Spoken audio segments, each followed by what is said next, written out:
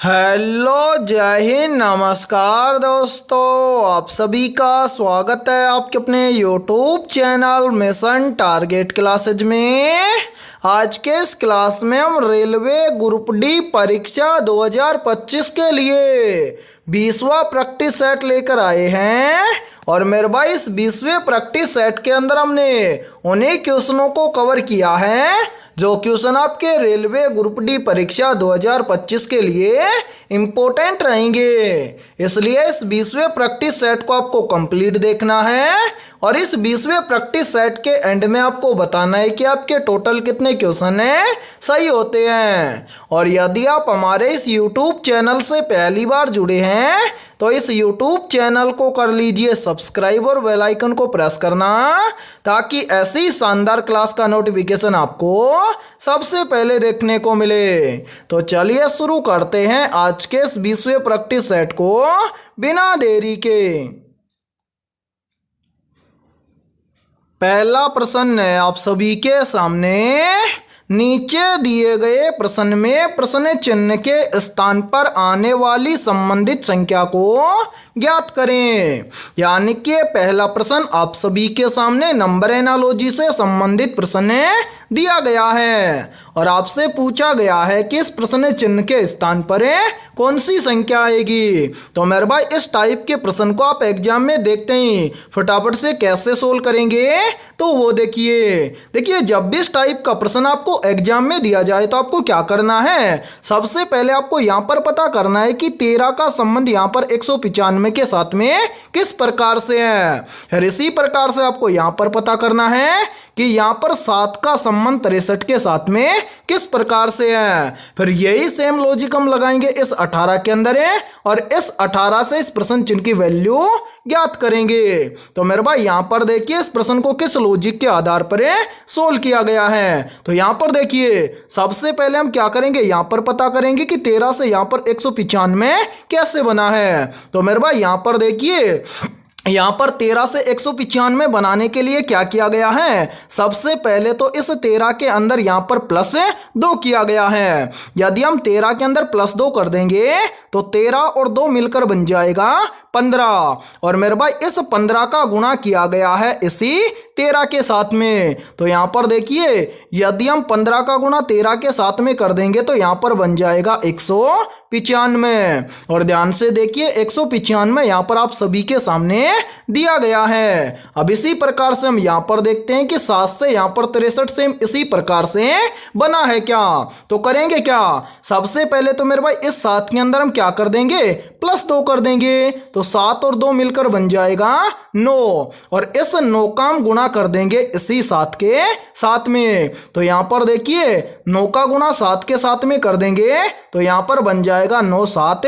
63 और ध्यान से देखिए 63 यहाँ पर आप सभी के सामने दिया गया है। अब मेरे भाई यही सेम लॉजिक हम लगाएंगे 18 के अंदर है और 18 से इस प्रश्न चिन्ह की वैल्यू ज्ञात करेंगे। तो करेंगे क्या, सबसे पहले तो मेरे भाई इस 18 के अंदर हम क्या कर देंगे, +2 कर देंगे। तो 18 और 2 मिलकर बन जाएगा 20 और मेरे भाई इस 20 का हम गुणा कर देंगे सेम इसी 18 के साथ में। तो यहाँ पर देखिए यदि हम 20 का गुणा 18 के साथ में कर देंगे तो यहाँ पर बन जाएगा 360 यानी कि इस प्रश्न चिन्ह के स्थान पर संख्या भरी जाएगी 360। अब हमें देखना है कि संख्या 360 किसी ऑप्शन में है। तो हाँ सर संख्या 360 हमें दी गई है ऑप्शन ए के अंदर है। तो पहले प्रश्न के अंदर ऑप्शन ए हो जाएगा सभी का करेक्ट आंसर है। तो उम्मीद करता हूं कि पहला प्रश्न आपको अच्छे से क्लियर हो गया होगा और जब भी इस टाइप का प्रश्न आपको एग्जाम में दिया जाएगा तो फटाफट से सोल्व कर लेंगे। ठीक है, तो चलिए फिर अगला प्रश्न देखते हैं। दूसरा प्रश्न है आप सभी के सामने।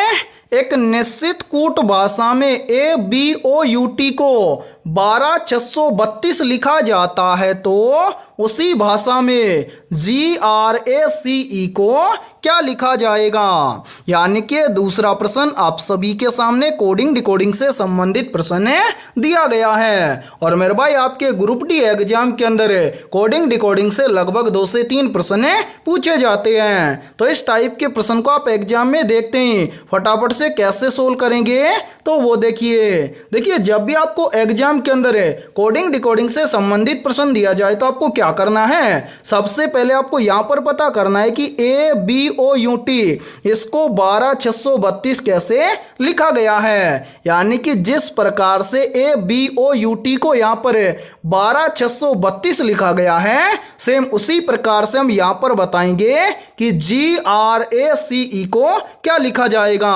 तो यहां पर ध्यान से देखिए इस प्रश्न को सोल्व किया गया है कैसे, तो वो देखिए यहां पर देखिए मेरे भाई, यहां पर ABOUT इसको 12632 बनाने के लिए क्या किया गया है, सबसे पहले इन सभी अल्फाबेट लेटर का किया गया है नंबरिंग।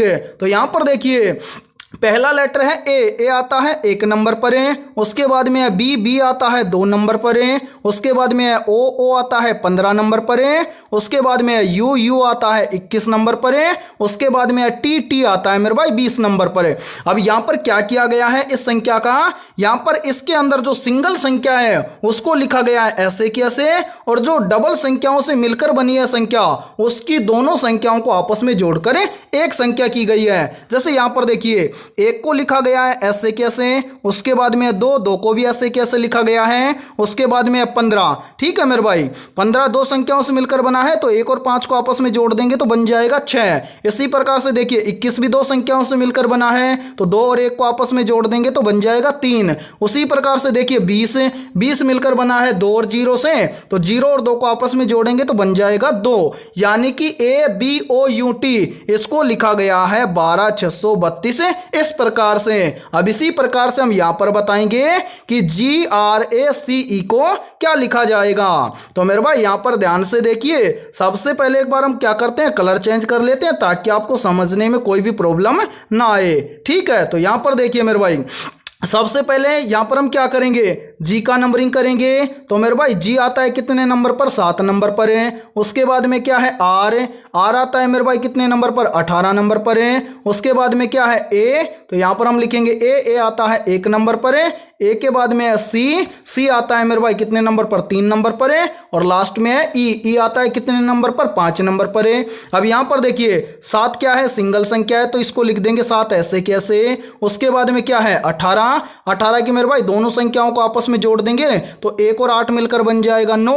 फिर क्या है 1, तो यहां पर देखिए आगे 1 है तो 1 को लिख देंगे ऐसे कैसे। फिर क्या है 3, तो मेरे भाई यहां पर इसके बाद में लिख देंगे 3। और लास्ट में क्या है 5, तो यहां पर हम लिख देंगे 5। यानी कि GRACE इसको लिखा जाएगा 79135। अब हमें देखना है कि 79135 किसी ऑप्शन में है, तो हाँ सर 79135 हमें दिया गया है ऑप्शन डी के अंदर है। तो दूसरे प्रश्न के अंदर ऑप्शन डी हो जाएगा सभी का करेक्ट आंसर है। तो उम्मीद करता हूं कि दूसरा प्रश्न भी आपको अच्छे से क्लियर हो गया होगा। और जब भी इस टाइप का प्रश्न आपको एग्जाम में दिया जाएगा तो आप फटाफट से सोल्व कर लेंगे, ठीक है। तो चलिए फिर अगला प्रश्न देखते हैं। तीसरा प्रश्न है आप सभी के सामने, नीचे दी गई श्रृंखला श्रेणी में प्रश्न चिन्ह के स्थान पर आने वाली संख्या को ज्ञात करें। यानी कि तीसरा प्रश्न आप सभी के सामने सीरीज से संबंधित प्रश्न दिया गया है और आपसे पूछा गया है कि इस सीरीज में इस प्रश्न चिन्ह के स्थान पर कौन सी संख्या आएगी। तो मेरे भाई इस टाइप के प्रश्न को आप एग्जाम में देखते हैं फटाफट से कैसे सोल्व करेंगे, तो वो देखिए जब भी आपको एग्जाम के अंदर सीरीज से संबंधित प्रश्न दिया जाए तो आपको क्या करना है, सबसे पहले आपको यह देखना है कि सीरीज में आपको क्या क्या दिया गया है। तो यहां पर देखिए सीरीज में हमें दिया गया है सबसे पहले 4 के बाद में 6 के बाद में 10 के बाद में 18 के बाद में 34 के बाद में 66 और 66 के बाद में हमसे पूछा गया है कि इस प्रश्न चिन्ह के स्थान पर कौन सी संख्या आएगी। तो मेरे भाई यहां पर ध्यान से देखिए सीरीज को किस लॉजिक के आधार पर सोल्व किया गया है। तो यहाँ पर ध्यान से देखिए, देखिए मेरे भाई सबसे पहले संख्या दी गई है 4, 4 के बाद में दिया गया है 6, तो 4 से 6 कैसे बनेगा? तो यहाँ पर देखिए यदि हम 4 के अंदर क्या कर दें, +2 कर दें, तो 4 और 2 मिलकर बन जाएगा 6। फिर देखिए 6 से कितना बन रहा है, 10 से, तो 6 से 10 कैसे बनेगा? तो मेरे भाई यहाँ पर देखिए यदि हम 6 के अंदर क्या कर दें, +4 कर दें, तो 6 और 4 मिलकर बन जाएगा 10 से। फिर देखिए 10 से कितना बन रहा है, 18, तो 10 से 18 कैसे बनेगा? तो यहाँ पर देखिए यदि हम 10 के अंदर क्या कर दें, +8 कर दें, तो 10 और 8 मिलकर बन जाएगा 18। फिर देखिए 18 से कितना बन रहा है, 34 से, तो 18 से 34 कैसे बनेगा?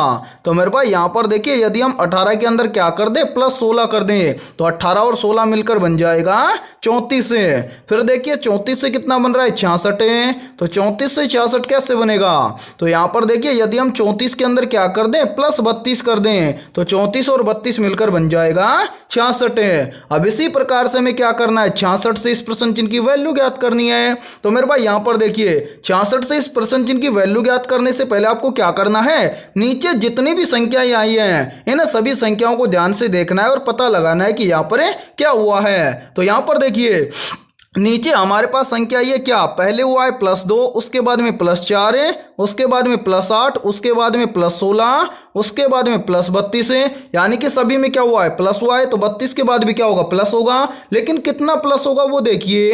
यहाँ पर देखिए मेरे भाई 2 से कितना प्लस हुआ, 4 है, तो 2 से 4 बन जाएगा कैसे, यदि हम 2 का क्या कर दें, 2 गुना कर दें तो बन जाएगा 4। फिर देखिए 4 से कितना बन रहा है, 8 है, तो 4 से 8 कैसे बनेगा? तो यहाँ पर भी देखिए यदि हम 4 का क्या कर दें, 2 गुना कर दें, तो 4 का 2 गुना बन जाएगा 8 है। फिर देखिए 8 से कितना बन रहा है, 16, तो 8 से 16 बनेगा कैसे? यहाँ पर भी देखिए यदि हम 8 का क्या कर दे, 2 गुना, तो यहाँ पर बन जाएगा 16।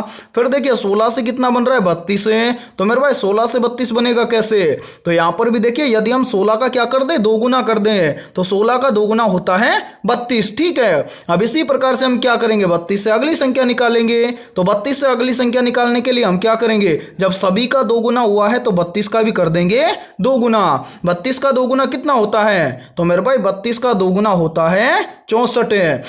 अब हमें क्या करना है, इस प्रश्न चिन्ह की वैल्यू ज्ञात करनी है। तो मेरे भाई इस प्रश्न चिन्ह की वैल्यू ज्ञात हो जाएगी कैसे, यदि हम इस 66 के अंदर क्या कर दें, इस 64 को ऐड कर दें तो प्रश्न चिन्ह की वैल्यू ज्ञात हो जाएगी। तो मेरे भाई यहाँ पर ध्यान से देखिए, यदि हम 66 के अंदर +64 कर दें तो 66 और 64 मिलकर बन जाएगा 130, यानी कि इस प्रश्न चिन्ह के स्थान पर संख्या भरी जाएगी 130। और अब हमें देखना है कि 130 किसी ऑप्शन में है, तो आंसर है 130 हमें दिया गया है ऑप्शन सी के अंदर है। तो तीसरे प्रश्न के अंदर ऑप्शन सी हो जाएगा सभी का करेक्ट आंसर है। तो उम्मीद करता हूं कि तीसरा प्रश्न भी आपको अच्छे से क्लियर हो गया होगा। और जब भी इस टाइप का प्रश्न आपको एग्जाम में दिया जाएगा तो फटाफट से सोल्व कर लेंगे। और मेरे भाई यहाँ पर देखिए आप सभी के लिए बहुत ही इंपॉर्टेंट सूचना है, यदि आप पहली बार के अंदर रेलवे ग्रुप डी एग्जाम 2025 को क्रैक करना चाहते हैं तो मेरे भाई हमने आपके रेलवे ग्रुप डी एग्जाम 2025 के लिए जीके, जीएस, साइंस, मैथमेटिक्स और रीजनिंग यानी कि ऑल सब्जेक्ट के ऊपर मोस्ट इंपोर्टेंट क्वेश्चन का मास्टर पीडीएफ सेट तैयार किया है। और जो भी अभ्यर्थी ये मास्टर पीडीएफ सेट लेना चाहता है वो हमारे इस व्हाट्सएप नंबर पर कांटेक्ट करके ले सकता है। और इस मास्टर पीडीएफ सेट की प्राइस हमने रखी है मात्र और मात्र 80 रुपये, यानी कि 80 रुपये की फीस के अंदर आपको ऑल सब्जेक्ट का मास्टर पीडीएफ सेट दिया जाएगा। और मेरे भाई इस मास्टर पीडीएफ सेट के अंदर हमने रामबाण क्वेश्चनों को कवर किया है और सभी क्वेश्चन आपके एग्जाम के लिए इंपॉर्टेंट रहने वाले हैं। तो जल्दी से जाइए और इस व्हाट्सएप नंबर पर कांटेक्ट करके इस मास्टर पीडीएफ सेट को ले लीजिए और एग्जाम से पहले अपनी तैयारी को मजबूत बना लीजिए। ठीक है, तो चलिए फिर अगला प्रश्न देखते हैं। चौथा प्रश्न है आप सभी के सामने, निम्नलिखित में से कौन सी गैस चूने के पानी को दूधिया कर देती है? Option A hydrogen gas, option B है carbon monoxide gas, option C है कार्बन डाइऑक्साइड गैस और ऑप्शन डी है ऑक्सीजन गैस। तो यहाँ पर देखिए इन चारों में से करेक्ट आंसर हो जाएगा सभी का ऑप्शन है सी, यानी कि इन सभी में से कार्बन डाइऑक्साइड गैस चूने के पानी को दूधिया कर देती है। तो चौथे प्रश्न के अंदर करेक्ट आंसर हो जाएगा सभी का ऑप्शन है सी। तो चलिए फिर अगला प्रश्न देखते हैं। पांचवा प्रश्न है आप सभी के सामने।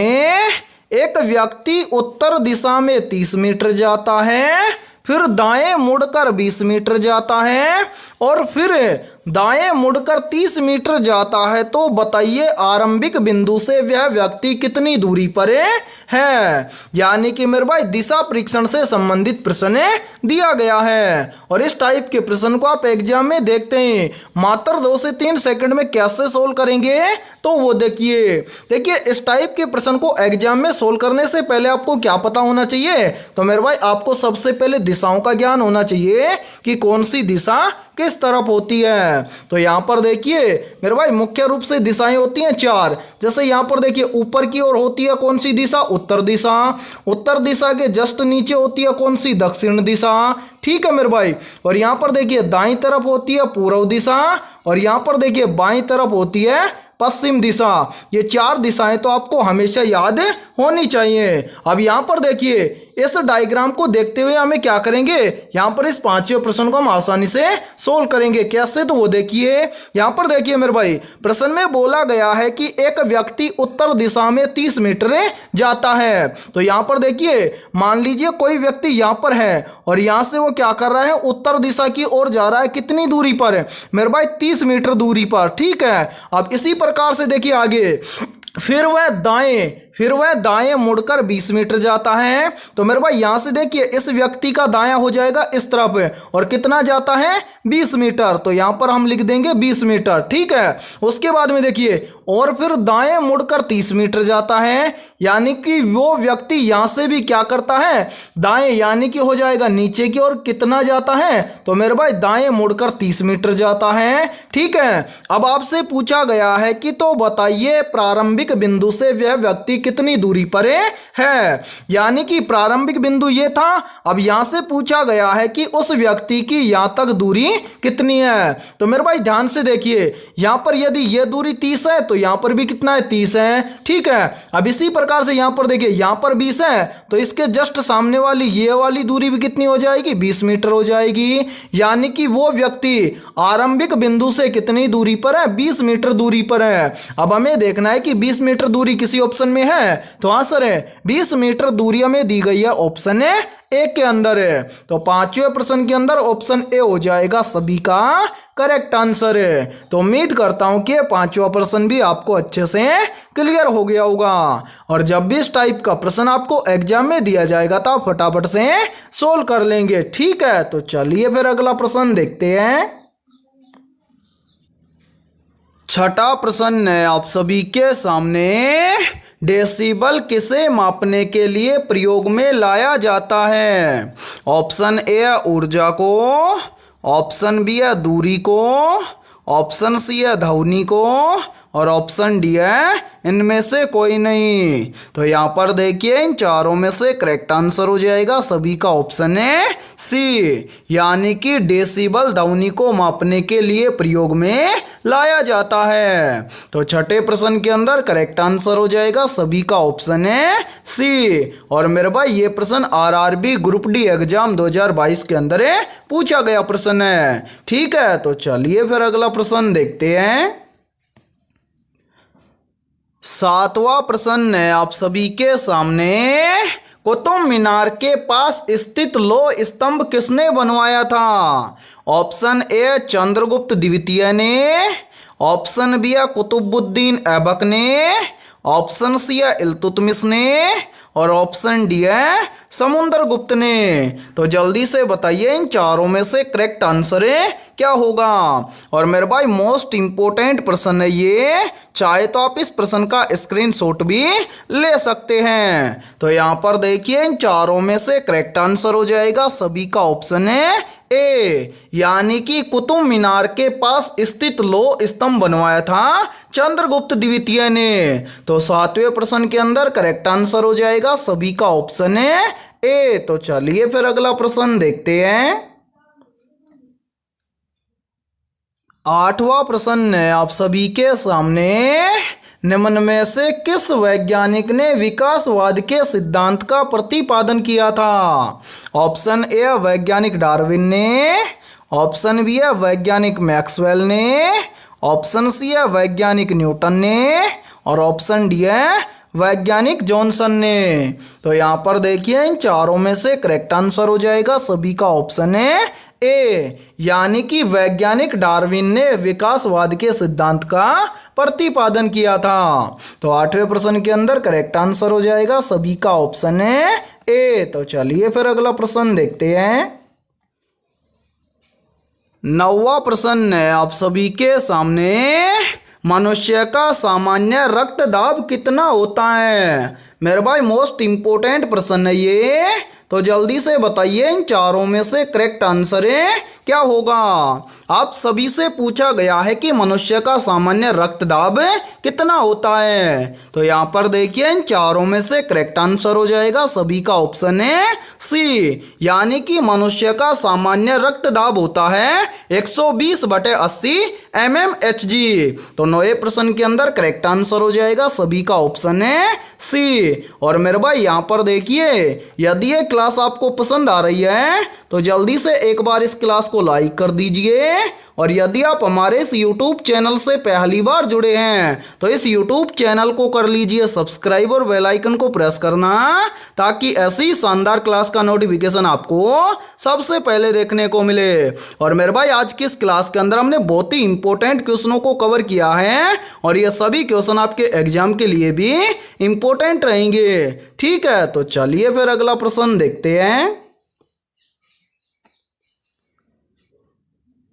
10वां प्रश्न है आप सभी के सामने, निम्नलिखित में से ब्लड बैंक किसे कहा जाता है? ऑप्शन ए है हृदय को, ऑप्शन बी है यकृत को, ऑप्शन सी है प्लिया को और ऑप्शन डी है इनमें से कोई नहीं। तो यहाँ पर देखिए इन चारों में से करेक्ट आंसर हो जाएगा सभी का ऑप्शन है सी, यानी कि ब्लड बैंक कहा जाता है प्लिया को।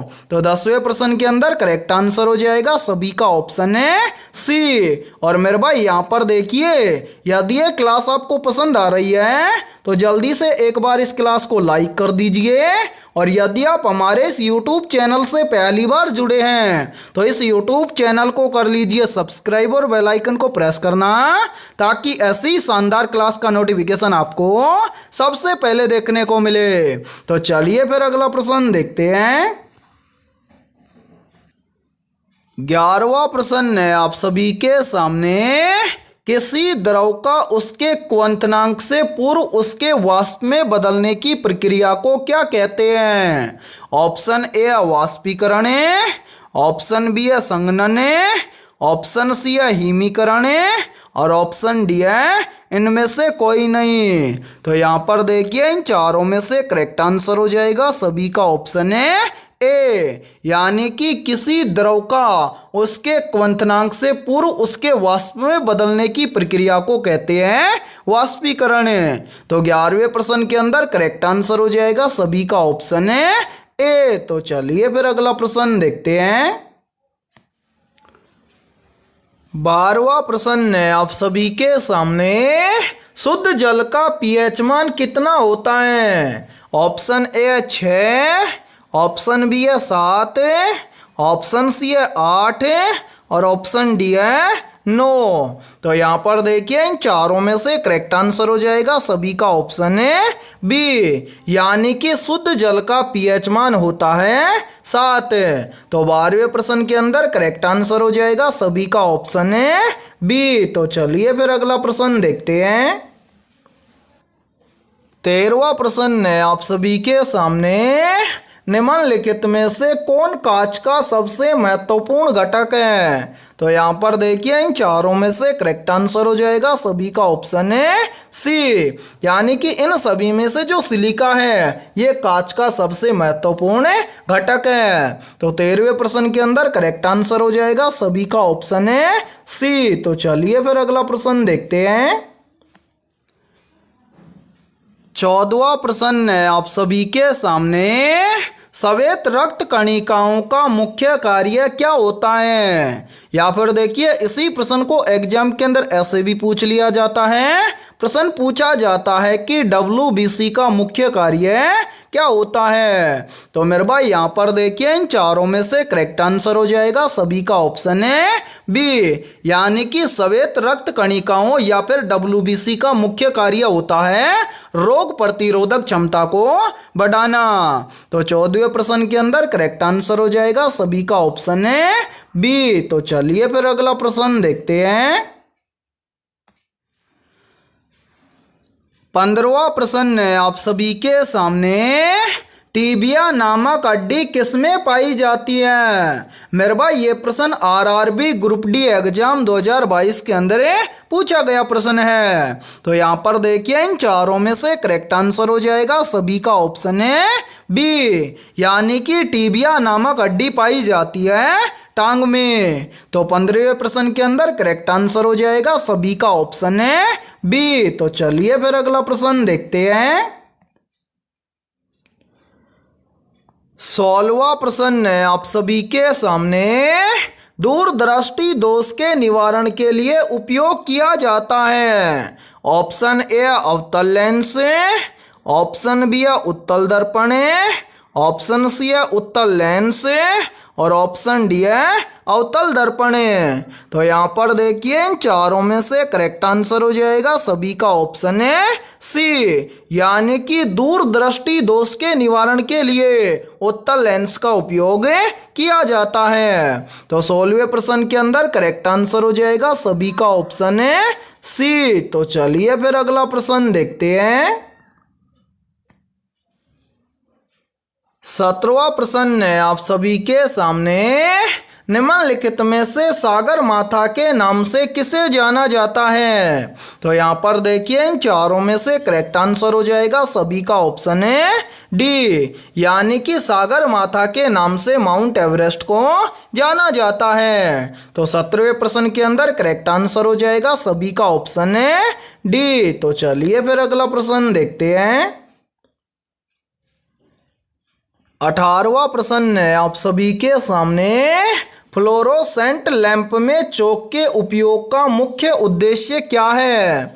तो यहाँ पर देखिए इन चारों में से करेक्ट आंसर हो जाएगा सभी का ऑप्शन है ए, यानी कि फ्लोरोसेंट लैंप में चौक के उपयोग का मुख्य उद्देश्य है विद्युत धारा के प्रवाह को कम करना। तो 18वें प्रश्न के अंदर करेक्ट आंसर हो जाएगा सभी का ऑप्शन है ए। तो चलिए फिर अगला प्रश्न देखते हैं।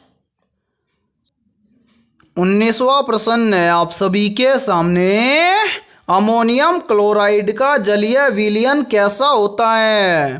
तो यहाँ पर देखिए इन चारों में से करेक्ट आंसर हो जाएगा सभी का ऑप्शन है बी, यानी कि अमोनियम क्लोराइड का जलीय विलयन क्षारीय होता है। तो 19वें प्रश्न के अंदर करेक्ट आंसर हो जाएगा सभी का ऑप्शन है बी। और मेरे भाई यहाँ पर देखिए आप सभी के लिए बहुत ही इंपॉर्टेंट सूचना है, यदि आप पहली बार के अंदर रेलवे ग्रुप डी एग्जाम 2025 को क्रैक करना चाहते हैं तो हमने आपके रेलवे ग्रुप डी एग्जाम 2025 के लिए ऑल सब्जेक्ट के ऊपर मेरे भाई लगभग 25,000 प्लस मोस्ट इंपोर्टेंट क्वेश्चनों का मास्टर PDF सेट तैयार किया है। और जो भी अभ्यर्थी ये मास्टर PDF सेट लेना चाहता है वो हमारे इस व्हाट्सएप नंबर पर कांटेक्ट करके ले सकता है। व्हाट्सएप नंबर है 737482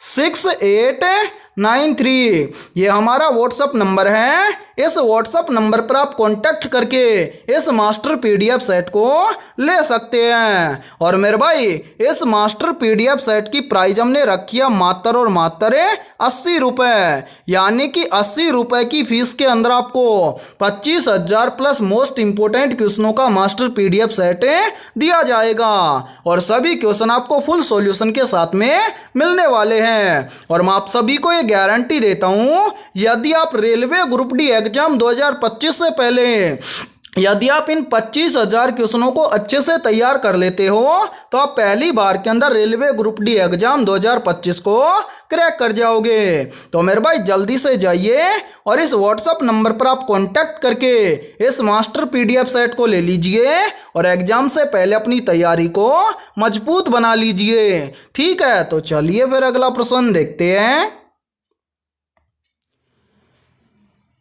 20वां प्रश्न है आप सभी के सामने। निम्नलिखित में से मनुष्य के शरीर में सबसे छोटी ग्रंथि कौन सी है? या फिर देखिए इसी प्रश्न को एग्जाम के अंदर ऐसे भी पूछ लिया जाता है। प्रश्न पूछा जाता है कि मानव शरीर की सबसे छोटी ग्रंथि कौन सी है और ये कहाँ पर पाई जाती है? तो मेरे भाई यहाँ पर देखिए इन चारों में से करेक्ट आंसर हो जाएगा सभी का ऑप्शन है बी, यानी कि मनुष्य के शरीर की सबसे छोटी ग्रंथि है पीयूष ग्रंथि। मेरे भाई इसी पीयूष ग्रंथि को पिट्यूटरी ग्रंथि या मास्टर ग्रंथि के नाम से जाना जाता है। और ये पीयूष ग्रंथि हमारे मस्तिष्क के अंदर स्थित होती है। ठीक है, तो 20वें प्रश्न के अंदर करेक्ट आंसर हो जाएगा सभी का ऑप्शन है बी। तो मेरे भाई आज की इस क्लास के अंदर इतना ही। यदि ये क्लास आपको पसंद आई है तो जल्दी से एक बार इस क्लास को लाइक कर दीजिए। और यदि आप हमारे इस YouTube चैनल से पहली बार जुड़े हैं तो इस YouTube चैनल को कर लीजिए सब्सक्राइब और बेल आइकन को प्रेस करना, ताकि ऐसी शानदार क्लास का नोटिफिकेशन आपको सबसे पहले देखने को मिले। और मेरे भाई आज की इस क्लास के अंदर हमने 20 बहुत ही इंपॉर्टेंट क्वेश्चन करवाए हैं। तो इन 20 में से आपके कितने क्वेश्चन सही हुए हैं सभी को कमेंट सेक्शन के अंदर कमेंट करके बताना है। और जिन भी अभ्यर्थियों के इन 20 में से लगभग 18 प्लस क्वेश्चन सही हुए हैं तो समझना उनकी तैयारी बेहतर है। तो फिर मिलते हैं ऐसे ही बेहतरीन क्वेश्चनों के साथ सुबह 7 बजे।